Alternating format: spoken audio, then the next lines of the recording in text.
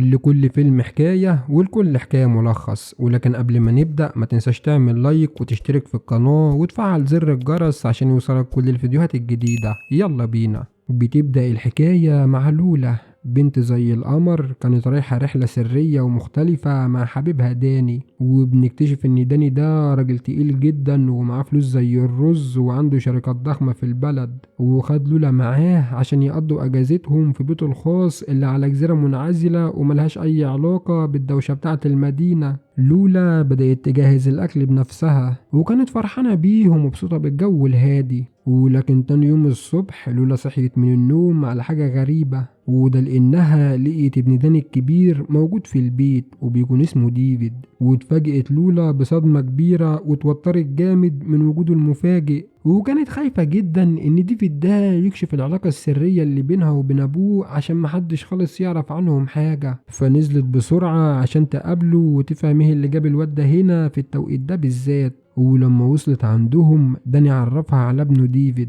وقال داني لديفيد ان لولا دي مهندسة شاطرة وجاية مخصوص عشان تساعده، وقال له كمان ان البيت ده عايز تجديدات كتير وعشان كده طلب من لولا انها تعمل رسومات هندسية للبيت الجديد اللي ناوي يبنيه في الجزيرة. ولكن في الحقيقة يا صديقي ان لولا دي لا مهندسة ولا لها اي علاقة بالرسم الهندسي، وانما هي حبيبته السرية. ووقتها ديفيد سأل ابوه باستغراب هي أم تعرف حاجة عن موضوع البيت الجديد ده؟ ولولا لما سمعت كلام ديفيد ده قلقت واتخضت بزيادة وحست ان الخطة بتاعت داني كلها هتبوظ. بس ديفيد بعد ما خلص اكله قام وراح دخل البيت وسابهم لوحدهم، وداني اعتذر للولا وقال لها انه ما كانش متوقع خالص ان ابنه هيجي في الوقت ده ويخبط عليهم فجأة كده. وبالليل ديفيد كان لسه موجود معاهم وقعدوا يتعشوا مع بعض على ترابيزة كبيرة وفخمة، ولما داني قام يروح المطبخ وساب لولا وديفيد لوحدهم،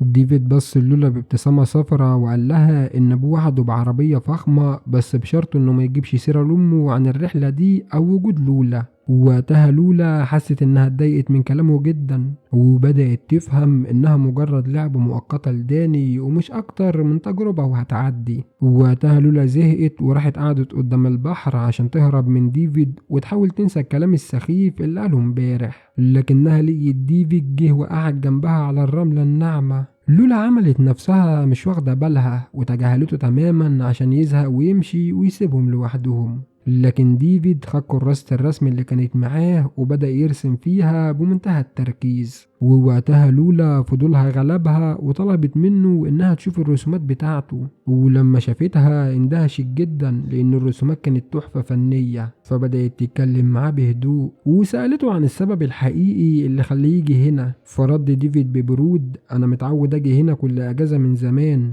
ومش ذنبي انكم اخترتوا نفس المكان الغلط اللي انا بختاره. ولكن الغريب بقى يا صديقي ان لولا بدأت تحس انها معجبة بالولد ده مش عارفة ليه، والأغرب إنها راحت معاه بالمركب الصغيرة في رحلة جوه البحر عشان يغيروا جو، وهناك سألته لو في بنت في حياته بيحبها بجد. ديفيد قال لها بصراحة إنه ما بيحبش حد في الوقت الحالي. ووقتها لولا بدأت تلعب معاه في المية ورشت عليه شوية مية وفضلوا يضحكوا ويلعبوا مع بعض زي الأطفال. أما داني اللي كان شايف كل حاجة من بعيد كان مندهش جدا من تصرفات لولا الغريبة دي، لأن هي اللي كانت عايزاه يمشي ودلوقتي قاعدة بتلعب معاه. وبالليل لولا كانت بتتكلم عن ديفيد قدام داني بطريقة كويسة ومختلفة وبتقوله قد ايه هو موهوب.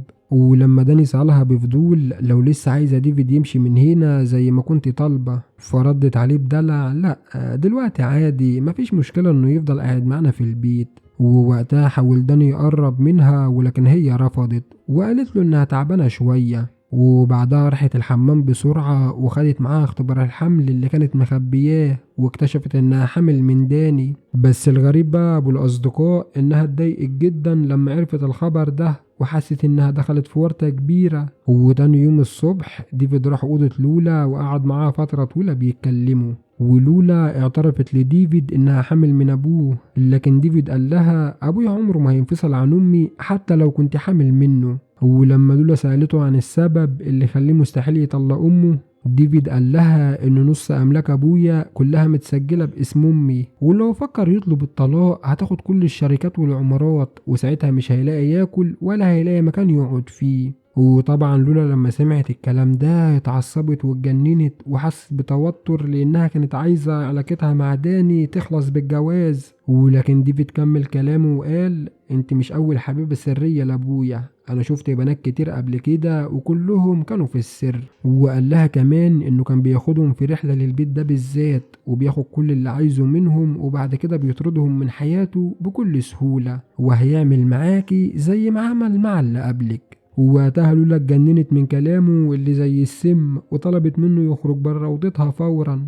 ولما قعدوا يتغدوا لولا سألت داني انت بتحبني بجد ولا بتتسلى بيا وهتسيبني زي البنات اللي قبلي. ووقتها ديفيد كان هيقوم يمشي عشان يسيبهم يتكلموا براحتهم، لكن لولا مسكته وقالت محدش هيقوم من هنا دلوقتي، الكل هيسمع الكلام. ولكن داني فضل ساكت ومردش عليها، فسألته تاني بعصبية انت بتحبني ولا لأ، بس برضه داني مردش. فلولا اتأكدت ان كلام ديفيد كله حقيقي، وعشان كده قامت شغلت الموسيقى بصوت عالي وطلبت من ديفيد انه يرقص معاها. لولا كانت بتعمل كده عشان تغيظ داني وتخليه يغير عليها بجنون. وفعلا داني اتعصب جدا من الغيرة وشد لولا من ايديها وراح بها اوضته وكلمها بعصبية وطلب منها انها تبعد عن ابنه خالص وما تحاولش تلعب عليه. ولما لولا ما رضيتش تسمع كلامه وتعصب عليها وضربها، وبعدها راح لديفيد وطرده من البيت بإهانة كبيرة وطلب منه يغور من قدامه.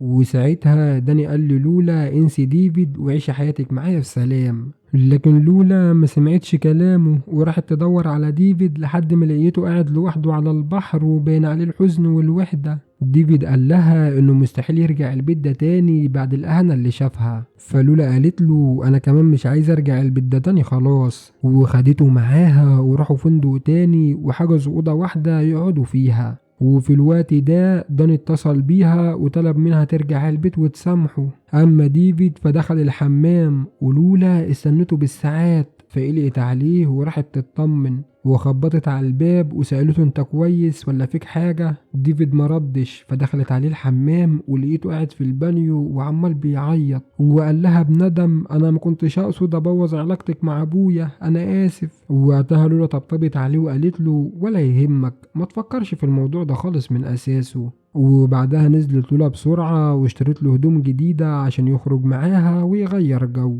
وقعدوا يتمشوا سوا على البحر عشان تنسي كل اللي حصل. وديفيد اعترف للولا انه حبها من اول ما شافها، وطلب منها انها تهرب معاه ويسيبوا داني ويعيشوا مع بعض حياتهم هما الاتنين. والغريب انها وافقت فعلا، ولولا اتأكدت انها حبت ديفيد بجد مش مجرد نزوة. وفضلوا مستمتعين بوقتهم بيرقصوا في الشارع وقربوا من بعض اكتر واكتر وحسوا انهم روحين في جسد واحد. وتاني يوم لولا راحت لداني في بيته وهو فرح بانها رجعت وفكرها سامحته، لكن هي كانت رايحة عشان تودعه وفهمته انها خلاص ماشية. وبالفعل يا صديقي لولا نفذت كل اللي قالته وخدت حاجتها وسابت داني وشاركته وفلوسه. سلام.